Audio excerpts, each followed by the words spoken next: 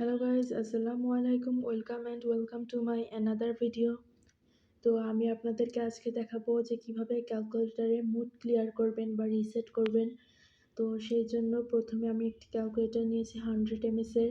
এরপর আমি এটাকে অন করে নিচ্ছি এবং মুড ক্লিয়ারের জন্য সর্বপ্রথম আমরা শিফট চাপ দিব। শিফট মুড যদি ক্লিয়ার করতে হয় তাহলে দিব 2-তে, দিয়ে 2বার ইকুয়ালে চাপ দিব এবং তারপরে আবার অন করে নিব। এবং যদি পুরো ক্যালকুলেটরটি রিসেট করতে হয় তো সেজন্য প্রথমে আমরা শিফটে চাপ দিব এবং তারপরে মোডে চাপ দিব। তারপরে অল যেখানে যে 3 লেখা আছে, তো প্রথমে 3-তে চাপ দিয়ে 2বার ইকুয়ালে চাপ দিব এবং অন করে নিব। তাহলে আমাদের ক্যালকুলেটরটা রিসেট হয়ে যাবে, কোনো রকমের সমস্যা থাকবে না এবং পুরনো যে মুডগুলো ছিল সেগুলো ক্লিয়ার হয়ে যাবে।